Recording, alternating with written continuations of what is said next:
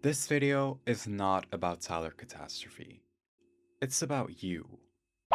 Hi everyone, welcome back to Eternally Online, the place that you found because you clicked on this video. Speaking of, why did you click on this video?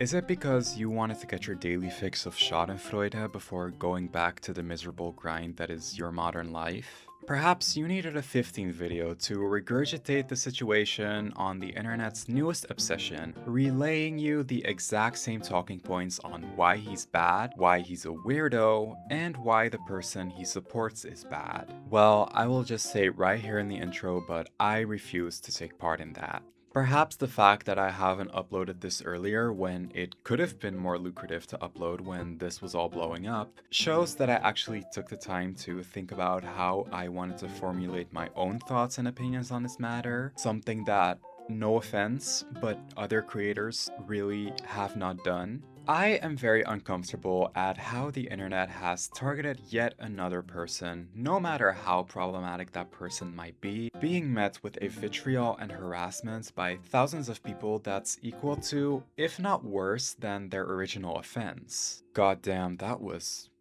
so introspective. Funny edit, that's what I'm all about, right? Okay, that was a lot for just the intro, so let's take it step by step. I know that you already know who Tyler Catastrophe is and his entire deal, since every goddamn YouTuber and their grandma has already made a video breaking down the entire situation that consists of like 4 TikToks at most. So I'm gonna be keeping this very quick. Tyler has gone viral in the last few months for being a superfan of artist Wilbur Soot, but has also faced backlash for being extremely obsessed and parasocial with this artist, denying and defending him from abuse allegations that he has faced from his ex-partner, allegations that Wilbur Soot himself has confirmed are true, and generally just behaving in a strange and creepy manner online. And just as a PSA, because people on the internet are absolutely stupid, I'm not defending any of these actions or saying that it's okay what Tyler is doing. The situation was confined to TikTok until YouTuber AJ made a video about it last month, and since then the situation has just absolutely exploded. AJ's video blew up, and at the point of writing this has amassed 1.7 million views, which is just insane. As a result, the, so to say, commentary vultures of YouTube saw nothing but dollar signs and didn't run but sprinted to make a video about this themselves and cash in on the situation. Since then, the YouTube homepages have just been mass flooded with pile-ons of this problematic individual. The Tyler Catastrophe situation is spiraling out of control.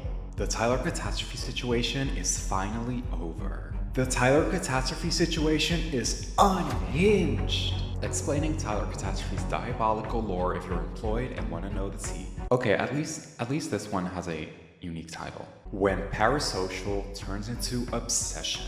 Tyler Catastrophe. Tyler Catastrophe, a pygmy boy's parasocial meltdown. Tyler Catastrophe is leaving the internet. The deserved downfall of Tyler Catastrophe. Tyler Catastrophe just got worse. Tyler Catastrophe situation is the Tyler Catastrophe situation is Stop it! I have never in my life yelled at a girl like this! Have we lost the plot? How is this one individual whose behavior is admittedly very bad and whose thoughts should be shared with a therapist instead of the entire internet amass such a large amount of attention that literally hundreds of creators are cumulatively amassing millions of views by repeating this same old story with no real sense of responsibility or consequences because they are more concerned with the amount of clout that this could potentially bring them rather than talking about the story of abuse apologia with none of the respect or tact that it deserves? Can I stress that Tyler's TikTok account only has around 120k followers, which is definitely a lot, but I mean, it doesn't really take a genius to realize that his follower account has probably exploded after everyone started talking about him. I need people to understand that this is not a man with any significant amount of influence or power. And while the stuff that he is saying about, for example, abuse victims is very harmful, I cannot help but feel that the response is way too disproportionate to what this one individual is talking about on the internet. Ladies and gentlemen and non-binary royalty, never underestimate your worth, NBs. I'm afraid that Tyler Catastrophe is just one of many in the long line of internet lolcows. Ooh, let me get into this video SAT, honey, okay? ContraPoints who? Girl, let me take these off. These are good for nothing. Lolcow culture has been a part of the internet since around the 2000s and has only been on the rise ever since. A submission on Urban Dictionary defines it as a person or group of people laughed at for actions that they take despite not trying to be funny. They may try to take themselves seriously, but are often quote-unquote milked for laughs with or without their knowledge. According to this study by Rochberg, yes, there have been actual academic studies conducted on lolcows. That's how widespread this whole thing has become. The concept of a lolcow originated on websites such as Reddit, 8chan, Something Awful forums, and probably most people will also associate it with Kiwi farms. It usually goes like this. An online group of people will discover a person on the internet to gawk at and make fun of.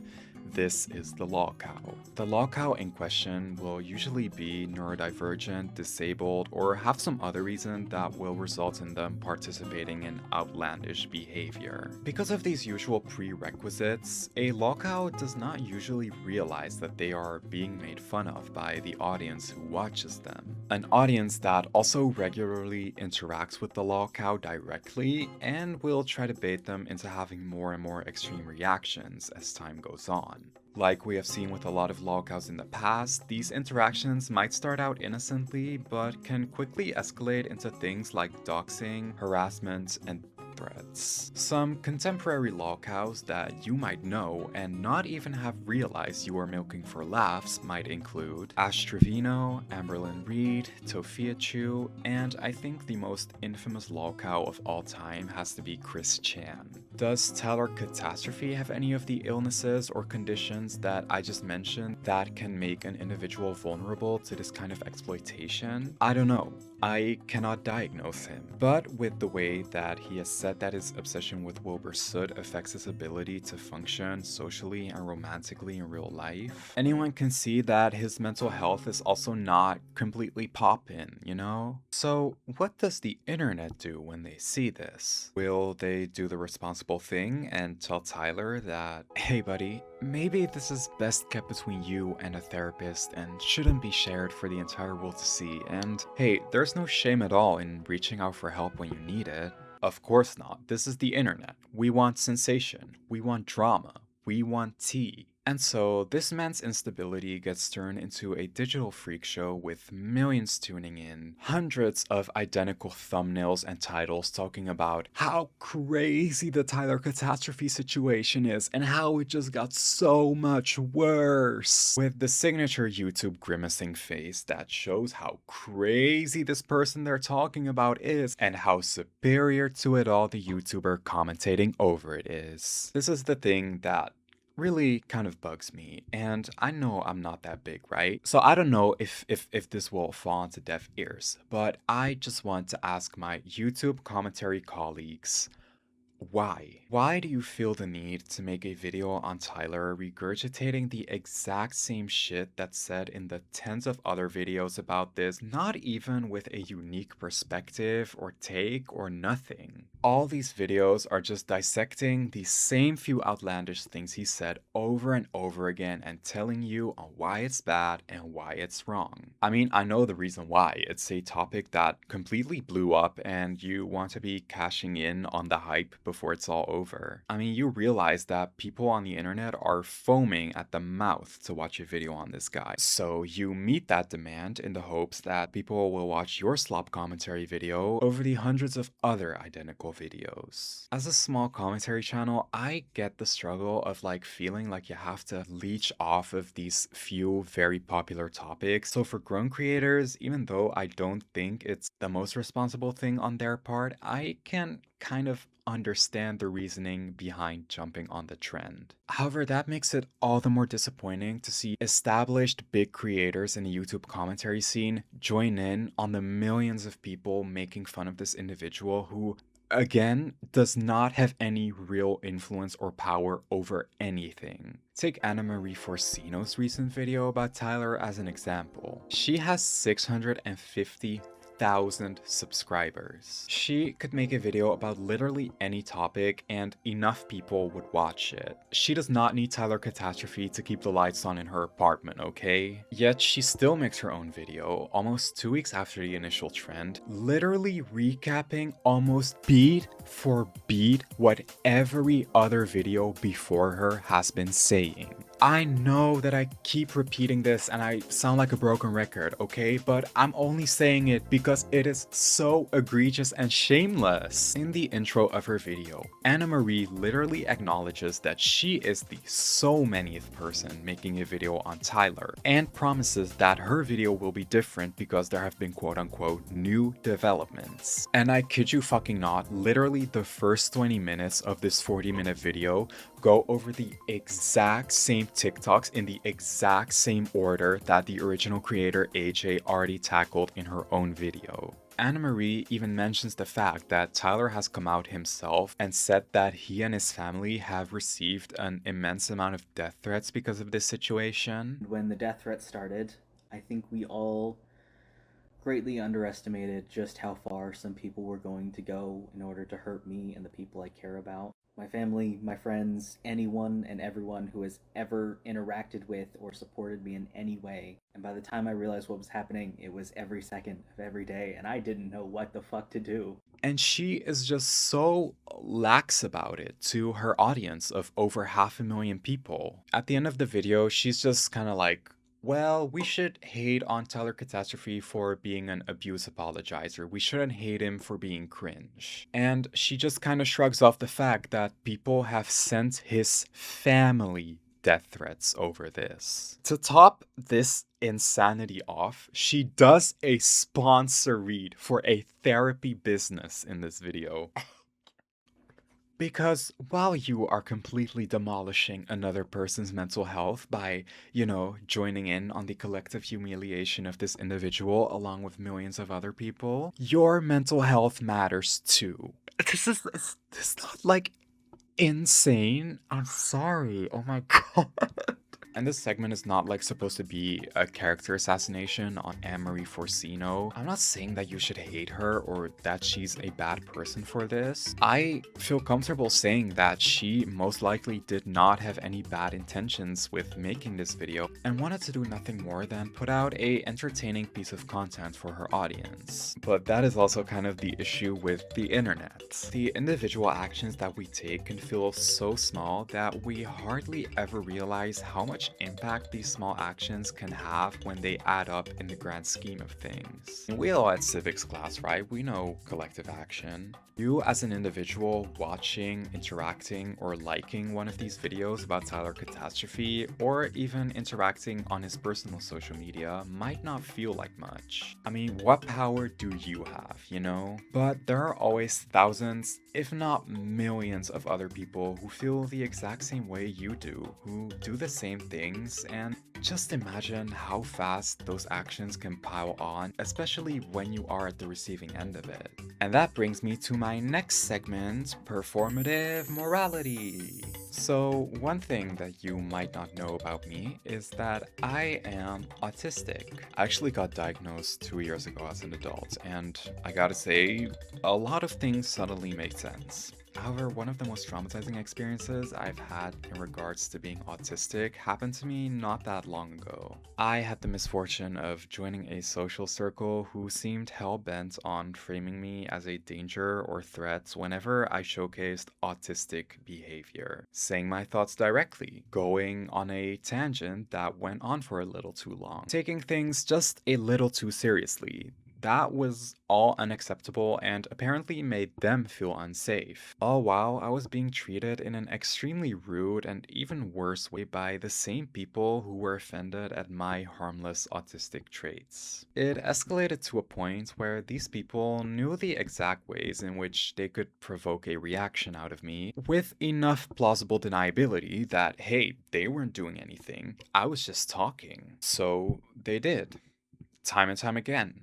And I'd react. And of course, the blame would be on me for reacting instead of the people who were purposefully trying to make me upset. I didn't say all that just to trauma dump. I'm saying it because that experience made me recognize the exact same pattern in how the internet treats a lot of lolcows, consistently making the effort to break down a person's psyche, and then when they inevitably lash out, you can hide behind the excuse of, see, I told you they were a bad person. This is why they deserve the way I've been treating them. That's what I honestly like to call performative morality. Almost every person who milks a lolcow will give you some kind of excuse on why the hate and harassment towards this person that they don't know is justified. Tyler Catastrophe is an abuse apologist. Amberlynn Reed is manipulative to her viewers. I am a little socially awkward and I react when I'm consistently provoked. These flaws obviously make any treatment, no matter how unhinged, okay. It's this moral facade that lolcow audiences will hide behind to harass someone to the point of ruining their life, or even worse. It is really difficult for someone to self-admit that they're a bad person. So if they can't be a bad person, then they have to be destroying these people's mental health for a virtuous reason, right?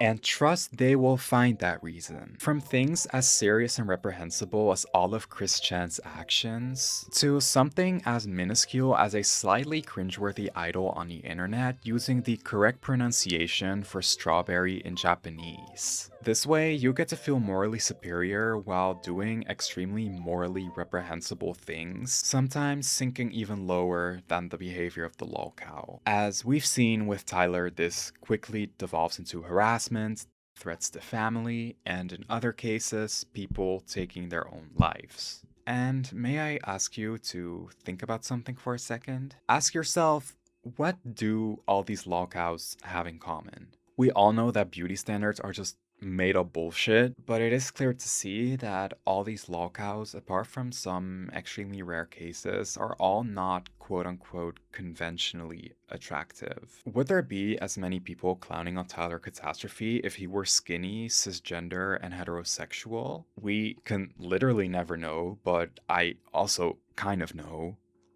No. I do not believe for a second that this many people are so outraged about Tyler Catastrophe because they believe that it is just so morally reprehensible that he is discrediting a victim of domestic abuse. And don't get me wrong, while that is awful and it should be called out, I have seen with my own eyes how thousands of people on social media, including content creators, have mass shamed and discredited abuse victims in the past. And they all got away with it. Or even worse, received clout for it. No, most people are making fun of Tyler Catastrophe because based on their own prejudices, they think that his identity and the way he presents is repulsive. It has never been about the harm that he himself has done or is doing. Same goes for Amberlynn Reed, Tofia Chu, or any other lolcow you can think of. And I think all of this is just a microcosm of how unbelievably cruel the internet can be towards disabled people or people struggling with mental illness. The cruelty has always existed, but I feel like for the better part of the 2010s, it was all kind of quarantined within a few select forums like 4chan and Kiwi Farms. And perhaps since the 2020s with the rise of TikTok, it has not become more intense, but more widespread. I know that when I am on TikTok and I open the comments of a video of any person who is disabled, whether that be physically or mentally, there will be hundreds of people dehumanizing that person, mocking them, and sometimes even just openly wishing death on them. It is insanity, and I honestly couldn't tell you why people feel so emboldened to be this cruel on the internet. You'd think it's because of the anonymity, but half of the time, these comments are made by people with their full names and faces on display. Perhaps it has something to do with just the general decline of empathy in society in the recent years. It's made worse by the fact that people, especially parents of vulnerable children, have discovered how much clout and money there is to be found in the production of lolcow content. It has almost become its own economy, where lolcows aren't just people who happen to be unlucky targets, but are actively put in this position by people in their real lives who see their suffering and humiliation as a business model. You probably know the "It's Not Your Birthday" boy from TikTok. Yeah, that song was funny for like the first 3 times, until you discovered that the boy in the video is autistic, and the mother's entire TikTok page consists of posting her autistic son's meltdowns for content. There are hundreds, if not thousands, more accounts of parents who exploit their disabled children in the same way. Obviously, most popular lolcows are not children, however, most of them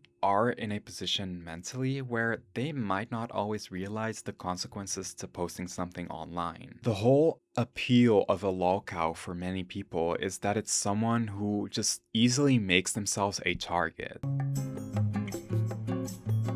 That was a lot. I want to again reiterate that I do not condone any of Tyler's actions, nor the actions of any other person I mentioned in this video, and please, for the love of God, do not go and harass anybody that I mentioned in this video. I genuinely hope that Tyler just gets off the internet for his own sake, and also for the sake of Wilbur Soot's abuse victim, who now has to relive her entire abuse experience now that everybody is talking about it, which also is just not something I think that a lot of the creators who claim to be in support of the abuse victim realize, but obviously I cannot speak for her, and I know it's not gonna happen, but I can only hope that people will just be a little bit kinder to each other on the internet. If you've made it this far into the video, genuinely thank you, it really means a lot, and even if you completely disagree with everything I said in this video, I'm glad you at least heard me out. I don't know, you might think it's hypocritical of me to make this entire video calling people out for sensationalizing this while having a commentary channel of my own, and sure, I mean, that's a valid criticism to have, sure. However, I do always try to have this like certain responsibility when I make my videos. Like, I'm not saying that to come off as morally superior, but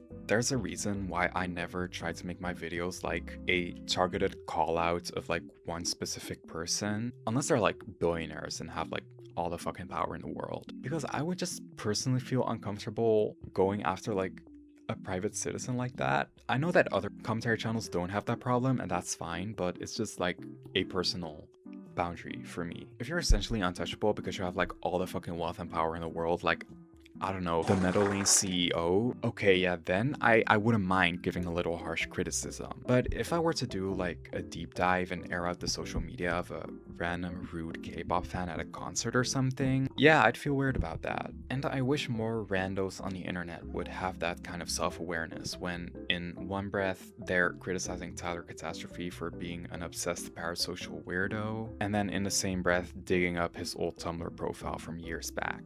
Well, that is everything. I would, for one, very much appreciate it if you subscribed or perhaps shared this video with your friends if you think I cooked. And I will probably be back next time with a more lighthearted video if my new full-time internship doesn't kill me first. That is all, and I will see you all in the next one. Bye bye!